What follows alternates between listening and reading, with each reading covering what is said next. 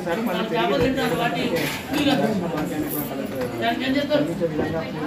మళ్ళీ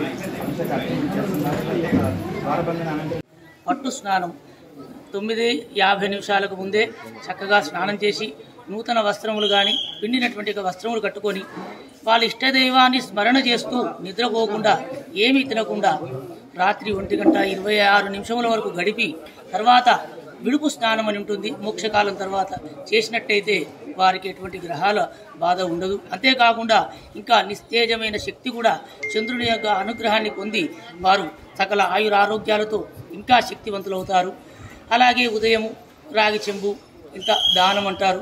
రాగి చెంబులో బియ్యము పోసి ఏదైనా బ్రాహ్మణులకు కానీ ఇవ్వచ్చు, లేదా గోవులకు గ్రాసంగా పెట్టవచ్చు బ్రాహ్మణుడు అందుబాటు లేకపోతే. అటువంటి వారికి ఇంకా విశేషంగా మన నక్షత్రం పైన వచ్చింది అంటే ఇంకా మన బలాన్ని చుడికే వస్తుంది. ఏ గ్రహణమైనా గ్రహణం అనేది ఒక పర్వదినమే, దోషాలు కాదు. గర్భిణీ స్త్రీలు, పిల్లలు, వృద్ధులు, రోగగ్రస్తులు ఈ గ్రహణ టైంలో ఏమి తినకుండా వారు చక్కగా పడుకోవచ్చు, నిద్రపోవచ్చు. ఈ గ్రహణ టైంలో తినకుండా మిగతా సమయం ఎలా గడిపినా పర్వాలేదు. ఆ గ్రహణ సమయంలో మాత్రం చాలా జాగ్రత్తగా ఇండ్లలోనే మెసులితే వారికి సుఖప్రసవం అవుతుంది, చక్కటి సంతానం కలుగుతుంది. వ్యాధిగ్రస్తుడు వ్యాధి కూడా తొలగిపోతుంది. గ్రహణం అనేది ఈ చంద్రునికి పట్టిన గ్రహణం విడిచిపెట్టిన తర్వాత చంద్రుడు ఇంకో శక్తిని మనకి ఎంతో ఇస్తాడు.